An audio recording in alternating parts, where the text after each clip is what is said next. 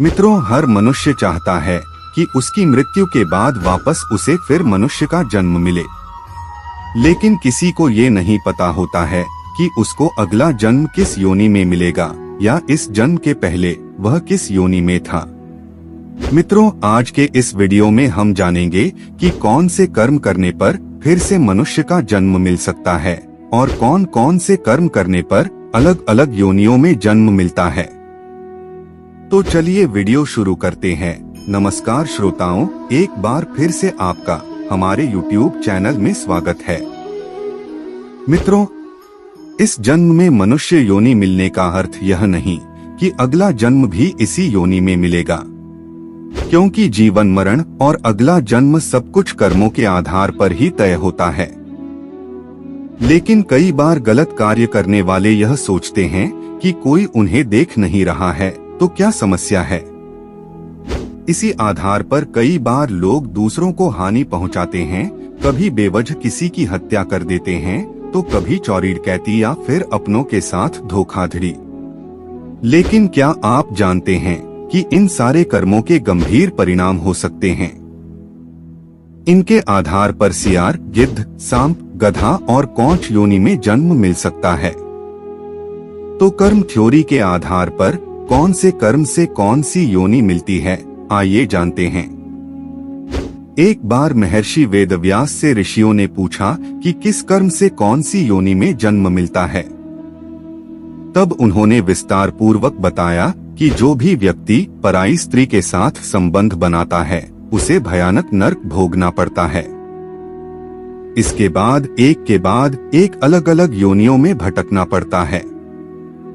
महर्षि वेदव्यास ने कहा कि हर स्त्री का आदर करना चाहिए, कभी भी किसी भी स्त्री को परेशान नहीं करना चाहिए, अन्यथा ऐसा करने वाले सबसे पहले भेड़िए के रूप में जन्म लेते हैं।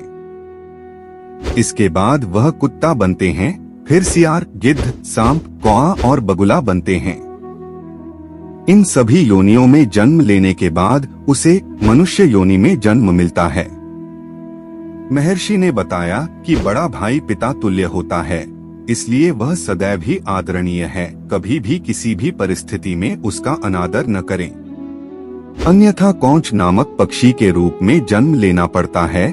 उसका जन्म काल 10 वर्षों का होता है। यदि इस दौरान उस पर ईश्वर कृपा दें तो वह अगले जन्म में मनुष्य योनि में जन्म लेता है।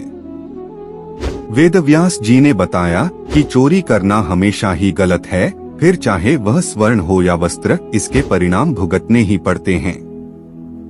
उन्होंने बताया कि यदि कोई व्यक्ति वस्त्रों की चोरी करता है तो वह अगले जन्म में तोता बनता है। वहीं सुगंधित पदार्थों की चोरी करने वाले छछूंदर के रूप में जन्म लेता है। इसलिए कैसी भी परिस्थिति हो, लेकिन चोरी करने से सदैव ही बचना चाहिए। महर्षि ने बताया कि यदि कोई व्यक्ति किसी का कत्ल करता है तो यह जघन्य अपराध की श्रेणी में आता है। ऐसा कर्म करने वाला अगले जन्म में गधा बनता है। लेकिन यदि वह जिस शस्त्र से हत्या करता है उसी से उसकी भी हत्या हो जाए तो उसे मृग योनि मिलती है। इसके बाद वह मछली, कुत्ता और बाघ बनता है।